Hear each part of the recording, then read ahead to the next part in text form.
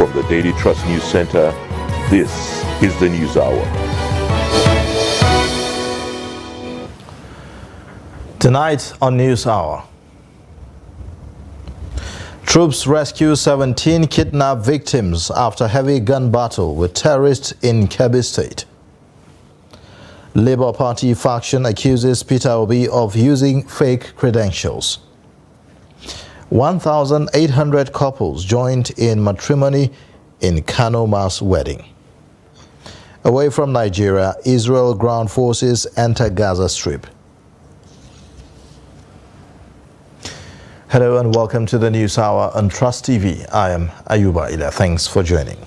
And now the news in full, beginning with security matters. Troops of Operation Hadarin Daji on Thursday successfully rescued 17 kidnapped victims and captured operational motorcycles from terrorists during a rescue operation in Kebbi State. This was disclosed by the spokesperson of Operation Hadarin Daji, Captain Yahaya Ibrahim, in a statement on Friday. He said the feat was achieved when troops deployed at Malekachi conducted a rescue operation at Kanya village of Danko Wasagu local government area of Kebbi State. It added that the commander of the Joint Task Force, Major General Godwin Mukud, commended the timely response of the troops, charged them to do more, and continued to deny the terrorists any freedom of action. The 4 abducted students of the Nasarawa State University have regained freedom from their abductors. Heavily armed men had in the early hours of Tuesday invaded their house located at Angwankare in the Kefi local government area of the state and whisked them away to an unknown destination. Meanwhile, the students were rescued on Thursday by men of the Nigerian Army 117 Battalion, Kefi, after sustained pressure on the kidnappers. The commanding officer of the battalion, Lieutenant Colonel Awolu Inua, disclosed this to journalists in Lafia. He explained that the students were rescued in the surrounding bushes of Angwangota in Kefi local government area after painstaking efforts by the military officers. Inua further assured that the students will be reunited with their families after undertaking proper medical examination. Now, the National Emergency Management Agency on Friday morning said no life was lost in the petrol tanker explosion that occurred on Thursday night at Ijora, Badia area of Lagos State. It, however, said that the massive fire consumed 2 buses, 3 cars, 4 trucks, and 12 high-tension electric poles.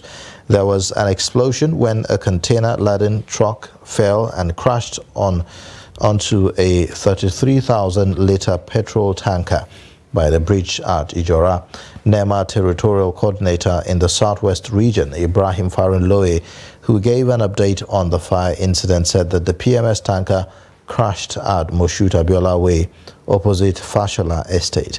He, however, said that there was no injury nor casualty in the incident.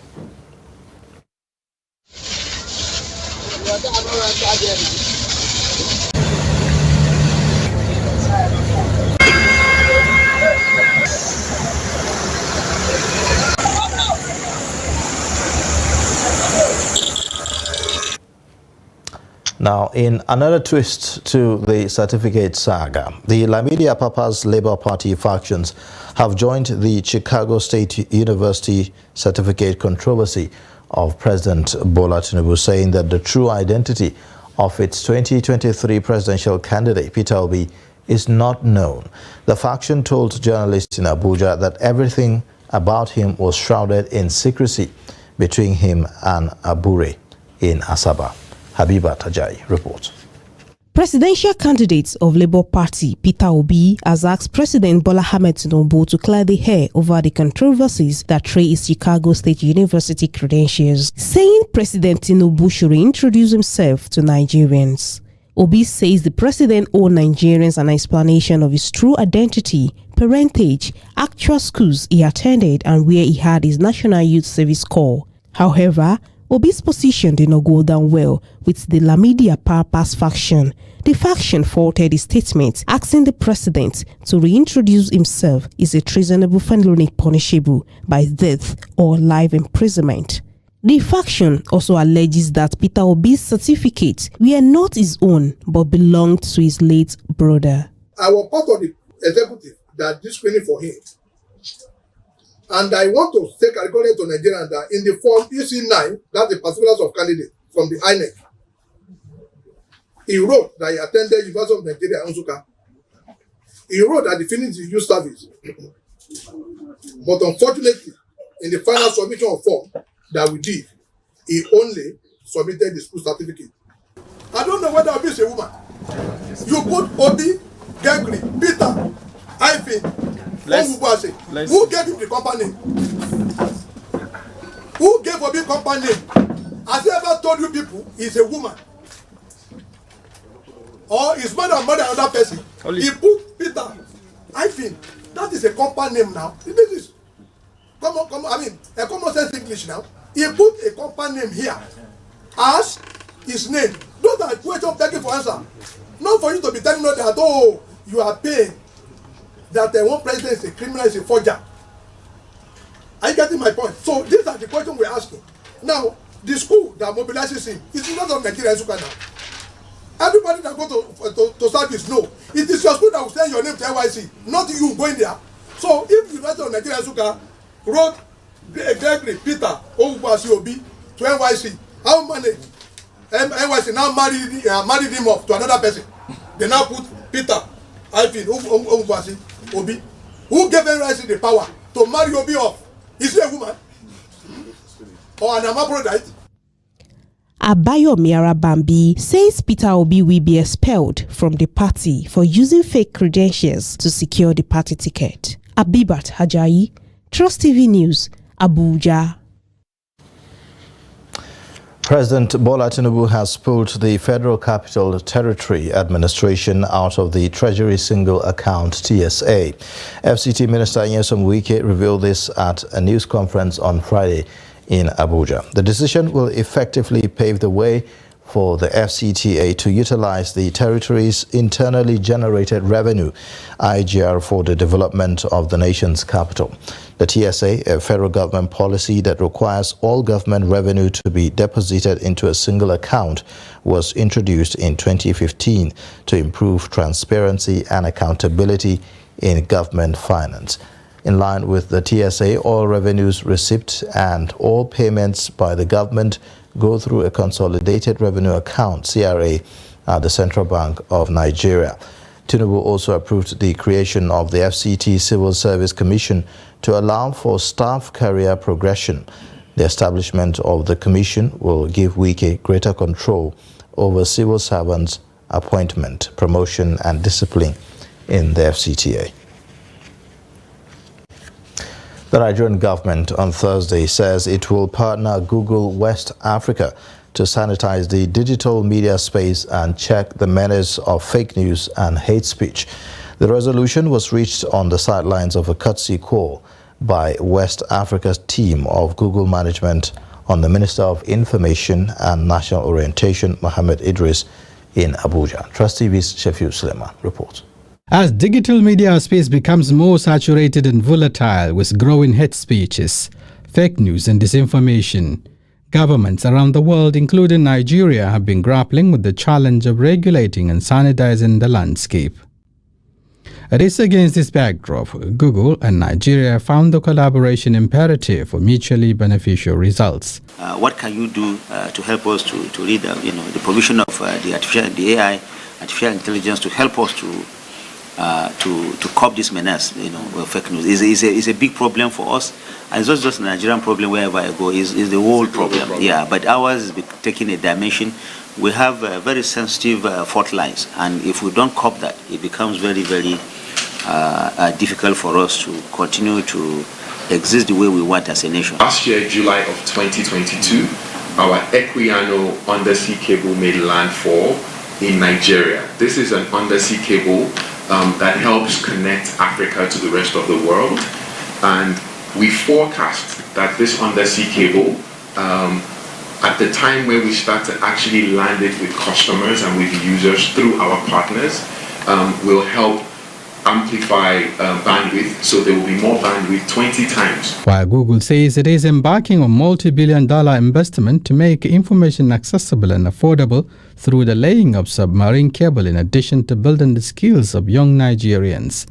The federal government says it is providing the needed infrastructure and legislations to enhance the digital space. Stifling or trying to curb any organization for that matter that provides that platform or that avenue for people to get the necessary information is not in anyone's interest. I don't think there is any responsible person that will be interested in saying, look, don't give us information, close it down. No, but with that freedom, like I always say, comes with enormous responsibility.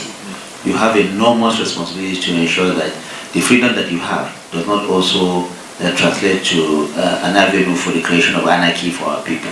How do we essentially help with reporting of harmful online content?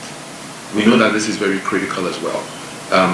Something that is wrong, misinformation is very important, and we want to make sure that we can curb misinformation. So we do trainings there on how people can request removals of harmful content by government agencies like ministries, the Nigerian Film and Video Censors Board, the Broadcast Commission, and the likes. In the face of growing concerns over shrinking the information and social media space amongst the digital community, both Google and Nigerian governments say they are not unmindful of the need to preserve the rights of citizens to useful and genuine information at all times. Shafiu Suleiman, Trust TV News, Abuja.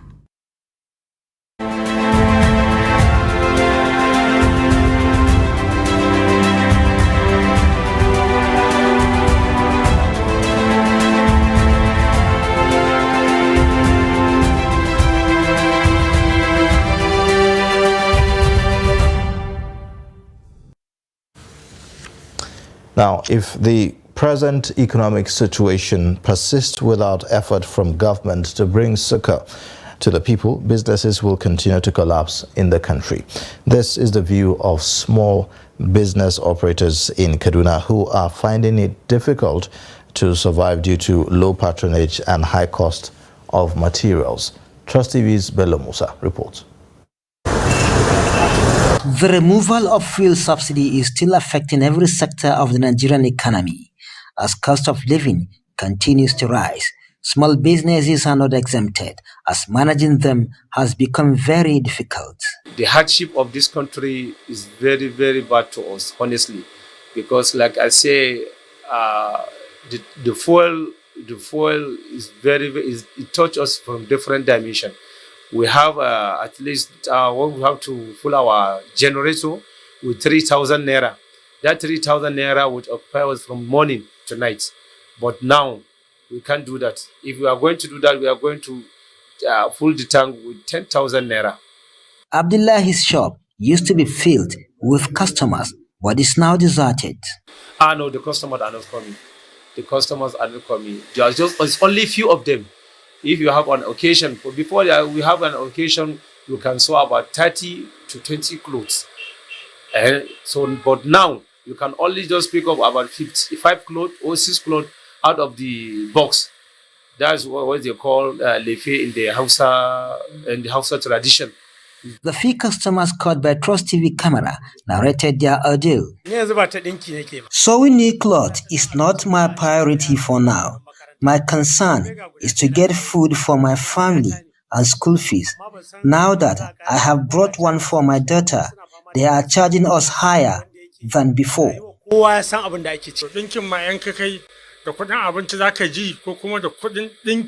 Cost of living is really biting hard. That is why I brought only one cloth. Our thinking now is how to get food. There were about 30 apprentices and workers under Abdullahi, but now we met only 3 of them at the shop. I have many apprentices, like 30 to 31. I myself and the apprentice too. So most of the apprentices, they can make it to come to the shop as early as possible. Maybe I have to call them. Sometimes I have to call them. They will tell me that they have to come from different different location, and their houses, they are very far, most of them 3 kilometers, 4 kilometers. We find it difficult to get transport fare to come to the shop. I trek from Kabbalah West to this place. I come from Hayin Malambello. Sometimes I pay the transport fare, but most times I trek to the shop. I endure the stress because I want to learn how to sew clothes. Abdullahi's appeal to the state and federal government to find a means of rescuing small businesses in the country from collapsing. Bello Musa, Trust TV News Kaduna.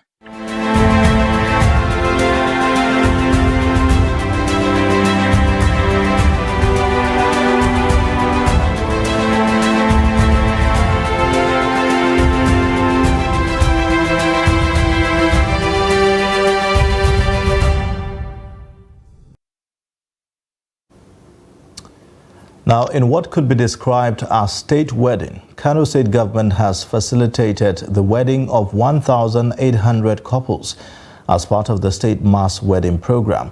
The wedding was conducted at Kano Central Mosque with Governor Abba Kabir representing the brides, while former Governor Rabiu Kwankwaso represented the grooms. Trust TV's correspondent Idris Jibrin reports that dowry of 50,000 naira was given for each of the brides. Here's the report. Kano State Governor Abba Kabir, representing the brides, extending their hands in marriage to former Governor Rabiu Kwankwaso as representative of the groom after a dowry of 50,000 naira each was paid. The wedding, according to Governor Abba Kabir, is part of his government's commitments to reduce the number of unmarried youth across Kano State who are now here in celebration of their wedding. We give thanks to Almighty Allah for seeing this day. We are indeed very grateful to see that today we are getting married, and we thank Governor Abba Kabir for this wonderful gesture he has done to us. For several years I have been trying to get married, but I don't have money. But you can see the wonder has come. The governor has paid our dowry, he has done everything for us, and we are extremely very happy with what he has done to us. Grooms from 8 metropolitan local government gathered here in this yet another historic mass wedding of the state government, which was initially started by the former Governor Rabiu Kwankwaso. For these grooms, it is indeed a wonderful moment of the year to see this day where they got married courtesy of the state government. I want to assure the governor that we will do our possible best to take care of these women. By the grace of God, we will not let the governor down, and we thank him. We also thank the former Governor Rabiu Kwankwaso. I am hoping, inshallah, by the grace of God, I will do my possible best to ensure that anything that Islam says about marriage, I respect it. Meanwhile, a special reception is expected to be conducted at the State Government House in the next coming days. Idris Jibrin, Trust TV News, Kano.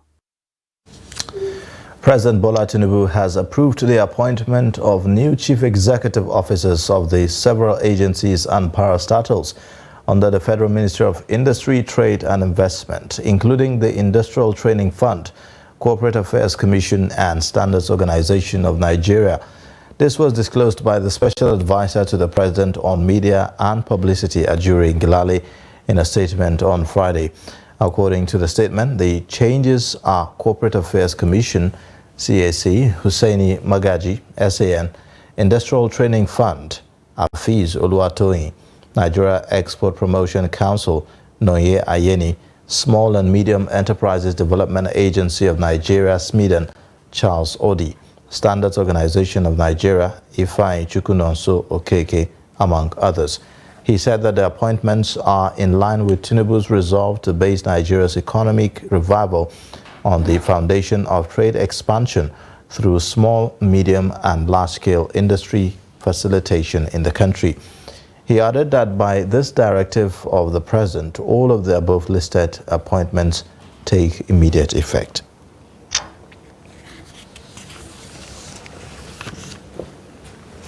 You're watching the news hour on Trust TV. Coming up shortly, we'll take a look at how hazy weather disrupts economic activities in Maiduguri.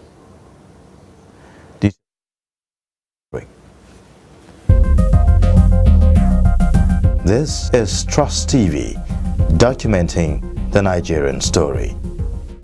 As a demonstration of its commitment to provide sustained access to basic healthcare for all Nigerians, the Federal Government of Nigeria, through the National Primary Healthcare Development Agency, NPHCDA, has established the Basic Healthcare Provision Fund, BHCPF. The Basic Healthcare Provision Fund is designed to deploy Operations Fund directly to primary healthcare facilities in every political ward nationwide to ensure the availability of quality PHC services to all Nigerians, irrespective of where they live or work. The Basic Healthcare Provision Fund guarantees 24 hours availability of midwives, other health workers, and health supplies in at least one PHC in every political ward. Ask from your local government health department for the BHCPF PHC in your ward to get more information and benefit from the services. Think access to healthcare for all. Think universal health coverage. Think Basic Healthcare Provision Fund. This message is from the Federal Ministry of Health and National Primary Healthcare Development Agency, NPHCDA. For further inquiries, call the NPHCDA toll-free number 7722 or visit www.nphcda.gov.ng.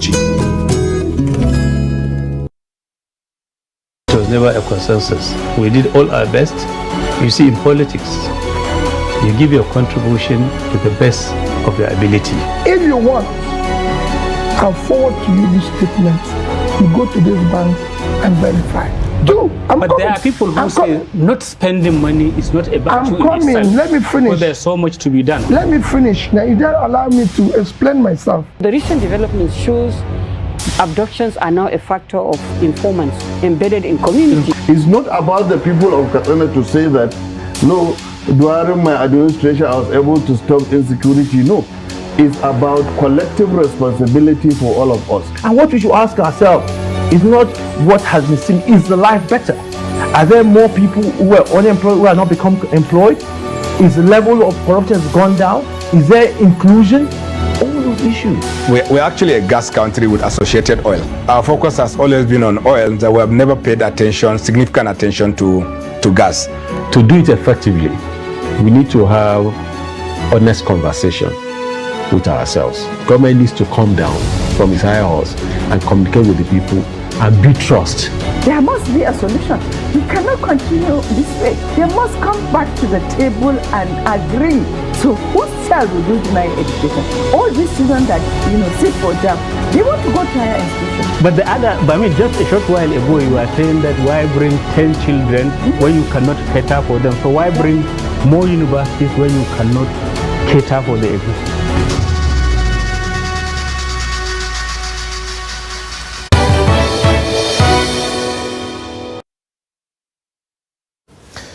Welcome back. You're watching the News Hour on Trust TV. Let's take a look at the top stories again. Troops rescue 17 kidnapped victims after heavy gun battle with terrorists in Kebbi State. Labour Party faction accuses Peter Obi of using fake credentials. Now, in other news, Amina Chief Magistrate Court in Niger State capital has sentenced 4 persons to prison for vandalizing armored cables that supply power to the crane and generator house at the newly constructed Zungeru Hydroelectric Power Station, Wushishi local government area. The convicts are 28-year-old Yusuf Anas, Olaore Joshua, 23, Haliru Garba, 40, and Musa Magaji. The first convict, Yusuf Anas of Kodo Village, Boso local government area, who was found in possession of the vandalized armored cable worth 9.4 million naira, was arraigned on 4 counts charges bordering on conspiracy, trespassing, theft, and mischief in relation to electricity contrary to sections 97, 348, 287, and 334 of the Penal Code law. On the other hand, Haliru Garba, Olaore Joshua from Osun State, and Musa Magaji, the driver who moved the cables to the point of sale, were arraigned on the 3 count charges bordering on criminal conspiracy, theft, and mischief in relation to electricity contrary to sections 97, 287, and 334 of the Penal Code law. The Chief Magistrate, Umar Katume Mohammed, after finding the convicts guilty, sentenced Yusuf Anas to 360 days imprisonment without option of fine and ordered him to return the cable in his possession to the Chief Security Officer, Sino Hydropower Company, SP Galadima Bello. The court also ordered the convicts to pay the sum of 8.8 million naira to the Sino Hydropower Company as compensation for the damages. Police in the Federal Capital Territory, Abuja, have arrested over 2,000 suspected criminals in an effort to improve security in the nation's capital. Noel Samson reports that the FCT Commissioner of Police, Haruna Garba, paraded the suspects before journalists on Friday. The report. A total of 2,272 suspects were arrested in the last 2 months. 1,967 were charged to court, out of which 865 were sentenced and fined. 207 scavengers were arrested. 196 of them were charged to court. Among those paraded were suspected armed robbers, criminals, one-chance syndicates, and vehicle thieves. 11th of September 2023, FCT Police Command Anti-Kidnapping Unit trailed and arrested a notorious kidnapper by name Salisu Abdullahi, aka Gwaska. During the encounter, one of the gang members by name Baba Dansuho was shot dead by the police while others fled. Aside taking part in kidnapping activities, this very Salisu is also an informant and also a food supplier to his master by name Badume. He also used the medium to address the incident of male and female organ disappearance in the FCT. The FCT recorded its first case in Gwagwalada, that is on the 21st of September 2023, and is spread to other communities within the FCT. As at yesterday, we had a total of 62 cases reported in the FCT. There was no death toll because of the swift response of police personnel. Some of the suspects paraded confessed to the crime they were arrested for. Just like the day before yesterday, I parked my vehicle on my side where I'm living. So coming out to carry my vehicle, I see police. So when they said that there's somebody led complaint against me. Because we drive the go, any motor we see where like I will just brush. So once the person stop, we will just come out like sorry, yeah, sorry. The next thing we just push you into your motor, we just drive, we carry you go. Then we'll collect your motor, carry and go push it. So how many people do not push come up for the motor? How many people do not carry con? We don't carry go. Now just 3. Today only now just 3 motor we don't collect. We gone? No sir. Possession of some Indian hemp. They catch me in Pape. Yes, as I tell you before, this is the first time. Then it's not only me or the leader. There is the leader who lead this group. So now he already ran away. So I don't know exactly what their plan is. The command reiterated its commitment to making sure it secures the life and properties of the FCT residents. Noel Samson, Trust TV News, Abuja. Residents of Maiduguri have described NIMED's latest prediction of hazy weather in the city as surprising. It will be recalled that last week the sudden hazy weather disrupted flights and forced some residents to remain indoors or wear face masks. Some business operators and residents fear that the expected dusty weather will affect economic activities there. Trust TV's Beatrice Guruti reports. The hazy weather most times occurred during the months of November and January in Maiduguri, but last week's Harmattan-like weather in the metropolis took most residents by surprise as they didn't expect such changes. According to NIMED, another dust haze is expected to sweep through the northern region again. It is likely that it will disrupt their livelihood and flight schedules, especially those moving around the capital. Alice James, a businesswoman, said the predictions, if true, will affect her business just as it did in the previous week. It's early for me to close, but I didn't see anybody to buy my business. So I have to close because the dust used to disturb us through nose. and it's entering our eye. We have to wear glass and the face masks because of the dust. So really, the dust affect us, affect our business, because many people got sick since the last time. Up to now, some of them, they never heal yet. For this time around again, I think I will not get anything. I will still, I don't know when it will come, but I know we can prepare for it. Even we didn't get it for shop, it will affect us, especially that we know business, especially if you lose a 1 day, you lose like 10 days.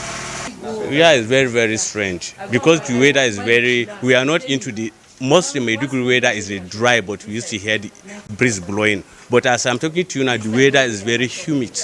So, normally Maiduguri weather, we never experience the humid weather. So when the humid weather comes to Maiduguri, it really affects us due to the sickness, some dulling and the rest. The other time we had just of 3 days, it affected many. Presently, I'm talking to you, I'm sick. I have cough and catarrh that is disturbing me. I've been taking medicine, but I'm still sick. But alhamdulillah, I'm managing. It's very dusty. The moving of vehicle traveling from one location to another is going to be very hectic. And at home, one has to be careful. The windows, the doors should be shut down, and use of face masks. When it happened at first, it was difficult for us to get passengers. In fact, people didn't come out because of the dust. If another one happens again, it will affect us and our source of income. It is strange that we should expect another hazy weather because we only experience it during the Harmattan. When the last one happened, I could not see properly while riding, so I had to go back home without making money that day. With the sudden twist in the weather, many will have to adapt to the changes and pray that it doesn't get worse than last week. Bitrus Kuruti, Trust TV News, Maiduguri. Now, falling standard of education in Nigeria has been blamed on corruption and bad governance. In Benue State, the career of teachers, especially at the primary school level, is threatened with lack of political will to develop the sector. Jimmy Azandi reports. The National Policy on Education prescribes a student-teacher ratio of 1:25 for pre-primary classes, 1:35 for primary, and 1:40 for secondary schools. But this has never been the case, a situation that raises more questions than answers. Go to a school, you see only 2 teachers, just 2. And you have primary 1, 2, 3, 4, 5, and 6. These teachers are busy managing with empty stomachs. Government is not willing to do anything. See budget, people will just go and share it. Where is that bulk of money that comes to super? Where does it go? Where does it go? People will sit in the offices and then create schools that are non-existent and apportion the money to those schools, and they put it into a package. And the teachers that are working will become ghosts.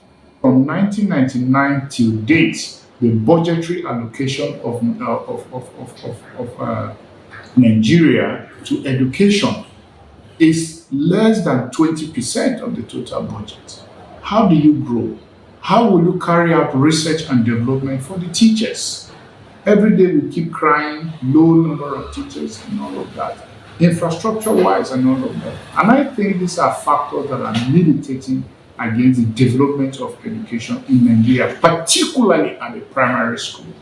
Worried by this negative trend, Governor Hyacinth earlier told Benue people that challenges in the education sector will be solved headlong.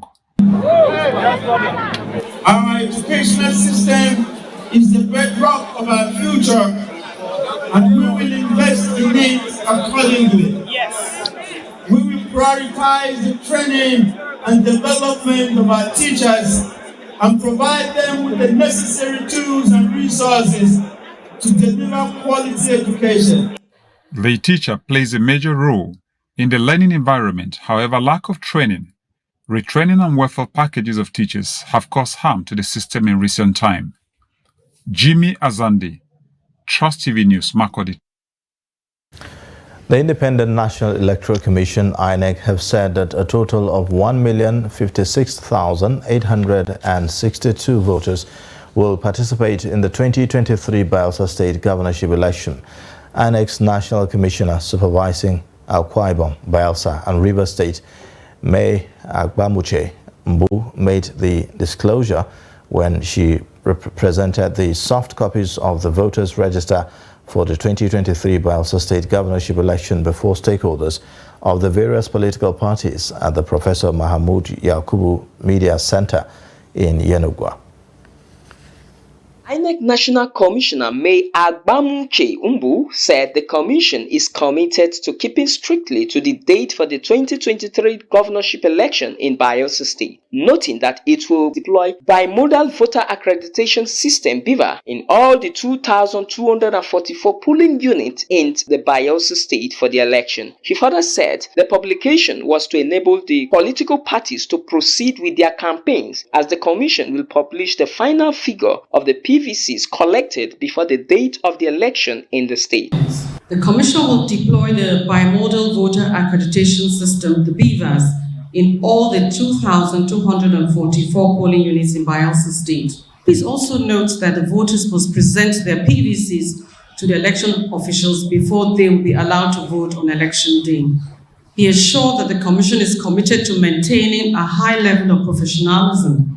The state resident electoral commissioner, Obo Evanga, during the publication of the voters register said 3,459 registered voters from Bayelsa State are ineligible to vote as they were involved in multiple registration, which was detected by the system. In the same polling unit, you can have 3 persons bearing the same name, provided the fingerprints and the facials are different. So there would be no reason to deliberately remove your name from the voters register. We don't gain anything from that. Now the point about the 3,000 plus who were removed is because of that. So we were deleting this from the register every quarter.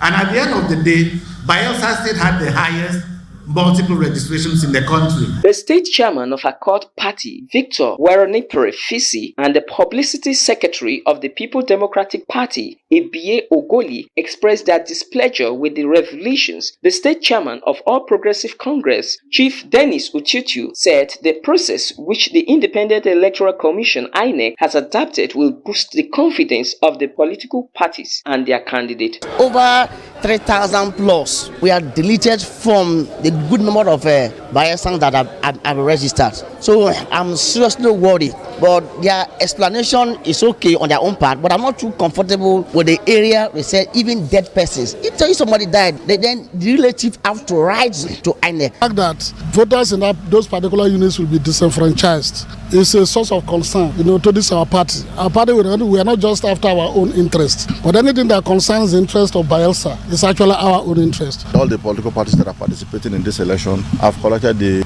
electronic copy of the voters register, and this shows transparency so that it gives a level playing field to all the political parties. INEC has fixed Saturday, November 11 for governorship election in Bayelsa State. Friday, Ebemobowe Peter, Trust TV News, Yenagoa. Now, the Independent National Electoral Commission, again in Imo State, has reiterated its commitment towards delivering a free, fair and credible election in the state. The resident electoral commissioner in the state, Sylvia Agu, stated this while addressing journalists shortly after flagging off the voter education capacity building training for civil society organizations held in Owerri, the state capital. Ajibade Praise tells us more. The training is geared at equipping participants with the right information and mechanism needed to educate the electorate on their duties ahead of the poll. We are trying to change the mindset of our people. That is why you see on election day, some people take it as holiday. They sleep in the house. Some even say, INEC already knows those people that were bad winners. It's not like that. That's your single vote can make a leader to emerge, and it can make a candidate to lose when we are collating the results. So let them know that their single vote makes a lot of difference. So coming out to vote is your power. That's the only power you have as a Nigerian. like the ABC of voter education, we are here just because we are going to the field. So we are here to learn what to tell people, what to do in the field. So, just as we have just said, the benefits we need to reap if we do good voter education. Then we will learn more about the basic voter education, ABC of voter education. Speaking earlier, the resident electoral commissioner said the commission is poised to conduct a credible poll. Hence, they are taking advantage of the partnership between them and civil society organizations to sensitize electorate across the 27 local government areas of the state on the electoral processes. Voter education program disseminates balanced and objective information on what citizens need to know and to exercise their right to vote. You can see it's very important. So on this note, I wish to appreciate you for partnering with the Commission to enlighten the electorate on civic and voter education. On issues of credibility of the Commission and allegations against INEC, Agu said their sanctions were mere rumors without facts to substantiate the claims. Because if you said we are bringing results that does not reflect the will of the people, we need evidence to back it up. Because what we work with, results signed by political party agents, they record results from PU level to ward level to LGA level. And the party agents sign these results with the clear. So how is it not, how does it not reflect the will of the people? While the participants hope to go into the interlines to sensitize electorates on the coming polls, Imo residents are urged to come out en masse to cast their votes for the candidate of their choice on the election day. Ajibade Praise, Trust TV News, Owerri. Nigerians have been admonished to take proper care of their eyes by ensuring correct diagnosis and protection. The admonition was part of activities marking the 2023 World Sight Day with the theme Love Your Eyes at Work. Salis Lawan has more. Over 1,000 vulnerable and less privileged patients in Adamawa benefited from the eye screening, distribution of drugs, and eye reading glasses donated as part of activities to celebrate the 2023 World Sight Day. Also, over 400 patients who attended the event benefited from the sensitization talk, free eye examination, as well as screening for glaucoma and other eye-related conditions. Speaking to Trust TV on the sidelines of activities marking the World Sight Day, an optometrist, Ewerezo Chibuke, says proper care for the eyes is a must for all. There are various causes of blindness, and as a matter of fact, many people actually forget about their eyes because, the eyes most of the times, it doesn't come with some classical symptoms or clinical symptoms of, fever, hyperthermia, and the rest of them. So people just do not bother about their eyes. What they just do is as long as they can see. But it's not about what you see, it's about how you see what you see. It's about the quality of your vision. And I must tell you that we have a number of causes, idiopathic causes, we have hereditary causes, we even have acquired causes, and when you're talking about this, you're talking about the etiology of oculovisual diseases or complaints. Some of the beneficiaries who could not hide their joy expressed deep appreciation with a gesture and urged other eye clinics and the Adamawa state government to emulate the gesture, which they said will help alleviate the suffering of people with various eye challenges in the state and society as a whole.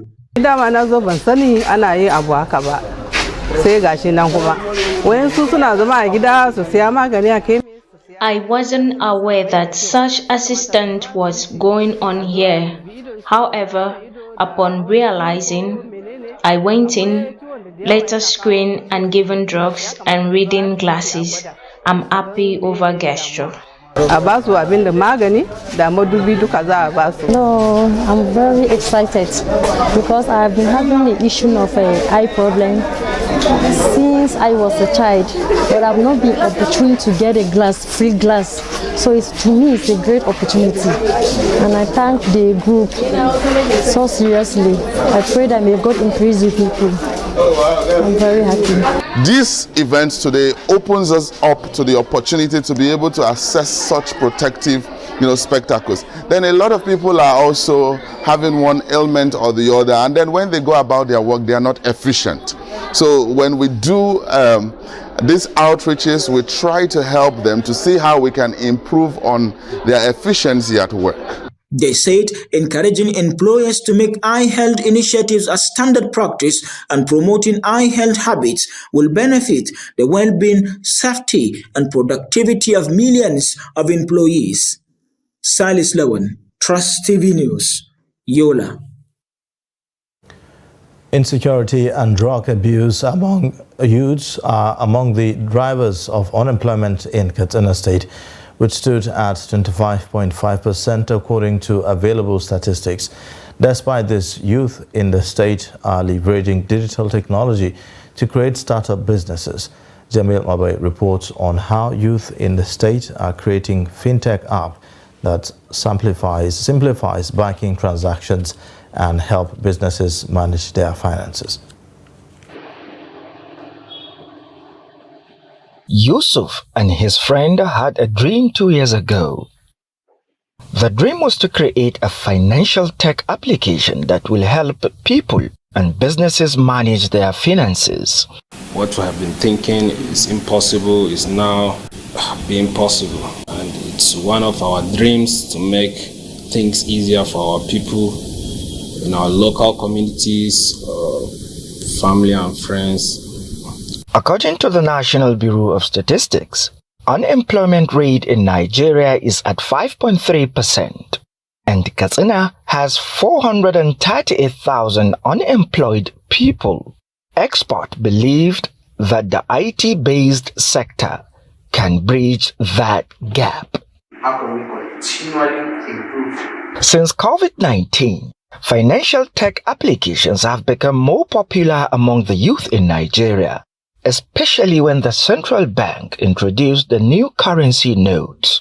Traditional banks were overwhelmed and customers were frustrated.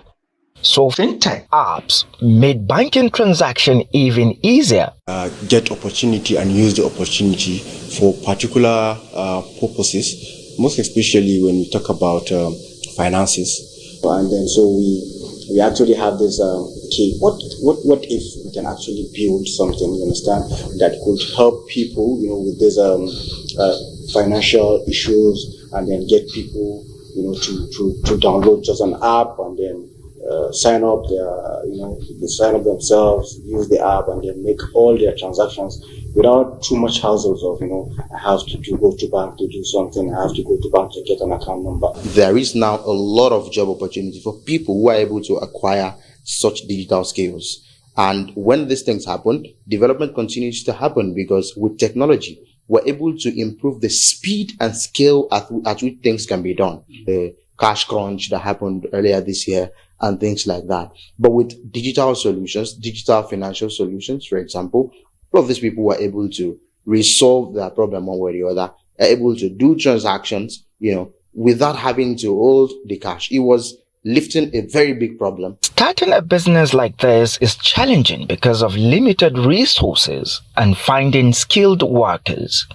Despite this, experts believe that with the rise of digital tools like AI, fintech startups are becoming more important. They believe that these startups will not only provide job opportunities, but also address the growing demand for digital solutions to our daily problems. Jamilu Mobay, Trust TV News, Katsina. It's now time for us to take a look at business updates with Chiamaka Nwafo.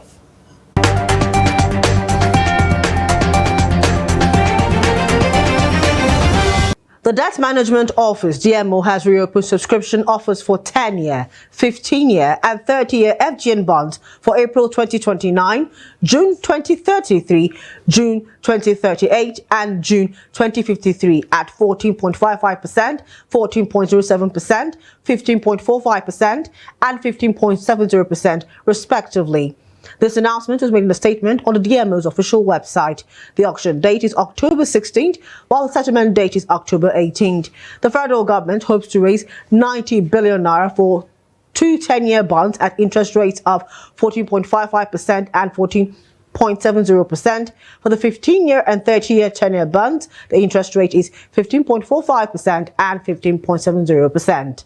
The federal government ended 2022 with a fiscal deficit of 7.5 trillion naira, or 129% of actual revenue collected. The government had budgeted revenue of 9 trillion naira and a deficit of 5.2 trillion naira. This is according to data extracted from the 2022 Budget Implementation Report released by the Budget Office. According to data from the Budget Office, the federal government received a total revenue of 5.8 trillion naira, down from 6.7 trillion naira received in the same period in 2021. The Budget Office also confirmed that overall 7.5 billion naira deficit recorded in 2022 represents a budget deficit to GDP ratio of 3.77%, which is above the target rate of 3.0% as stipulated in the FRA 2007. And that's it on Business News. I am Chiamaka Mwafo.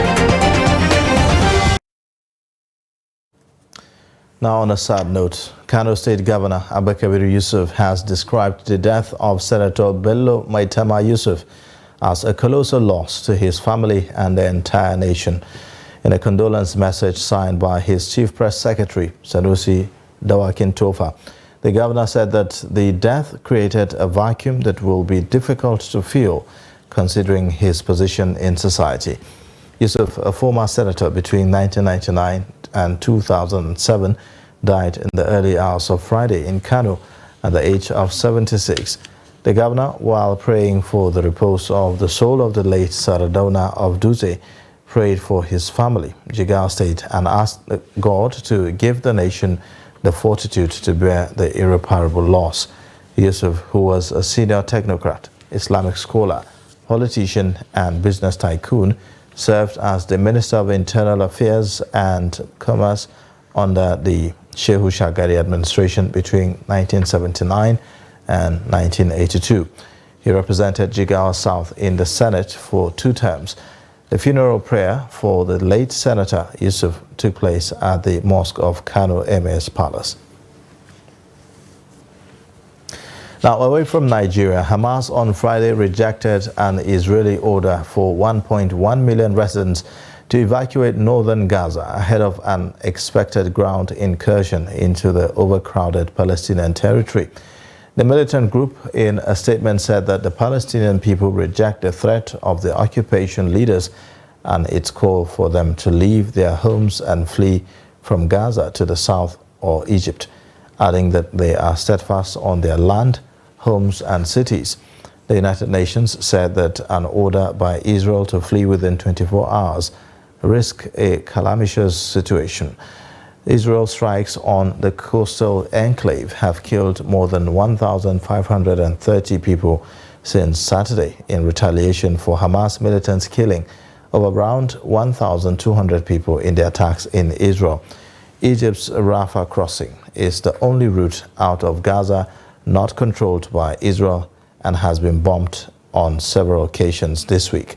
President Abdel Fattah al-Sisi said that Egypt remains committed to ensuring the delivery of aid to Gaza, but urged Palestinians to remain on their land. And in sports news, Grigor Dimitrov is 2 wins away from a first ATP title in 6 years after reaching the semi-finals of the Shanghai Masters. He beat Chile's Nicolas Jarry 7-6, 6-4 in an hour and 39 minutes. Bulgarian Dimitrov, who is the 18th seed, had caused a major shock in the 4th round by eliminating Wimbledon champion Carlos Alcaraz. He will play Andres Rublev for a place in Sunday's final after the Russian beat Francis Ugo Humbert 6-2, 6-3. Now, Rublev ranked 7th in the only member of the world's top 10 left in the draw after a series of upsets that has opened the door for 32-year-old Dimitrov to potentially win a first singles title since the 2017 ATP finals. Saturday's semi-final lineup on the other side of the draw had already been determined, with Poland's Hubert Hurkacz to face American Sebastian Korda after both won. Now for more sports updates, we have Emmanuel Fashini standing by.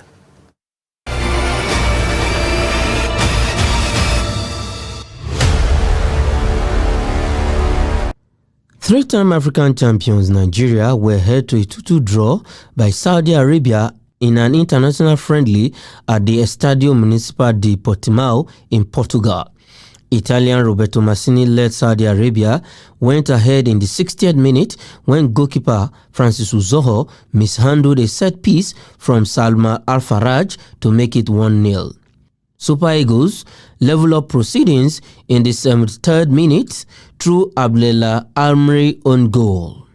Nigerian piled up more pressure after the equalizer and eventually paid off in the 81st minute through substitute Kelechi Iheanacho super strike from the 18-yard box. The Falcons of Saudi Arabia, as they are called, got their own equalizer from another set piece as Mohamed Kano 96th minute shot beat Uzoho's wall to end the game at 2-2. Nigeria will next take on Black Mambas of Mozambique in another international friendlies bid for Monday 16th October 2023 at the same venue in Portugal. In wrestling, the Nigerian Olympic Committee has been granted the prestigious International Olympic Committee Solidarity Fund to conduct a Level 3 coaching course for coaches of the Nigerian Wrestling Federation to help develop the sports in the country. According to a statement by the PRO Nigerian Olympic Committee, Tony Ezeanya, the course is scheduled to take place from October 15th to 21st, 2023 in Yenagoa, Bayelsa State. The initiative, made possible through the Olympic Solidarity and the National Olympic Committees, aims to enhance the coaching and mentoring skills of Nigerian Wrestling Federation coaches and teams to enable them reach their peak in the sport. A total of 25 coaches from various states across Nigeria have been extended invitations to partake in the week-long training program. The course will feature international approved facilitators, with Vincent Aka from France taking the lead and Zach Dominguez from USA providing assistance. The official opening of the training will be declared by the Nigerian Olympic Committee Secretary General Babatunde Popola, making a significant step in the continued development and excellence of Nigerian wrestling community. And that is it in sports. I am Emmanuel Fashini.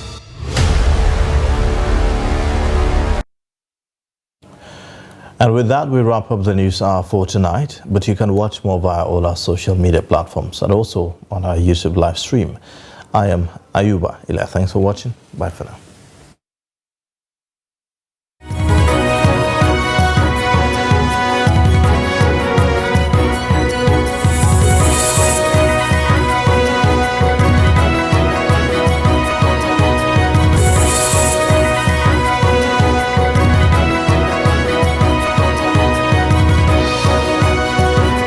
From the Daily Trust News Center, this is the News Hour.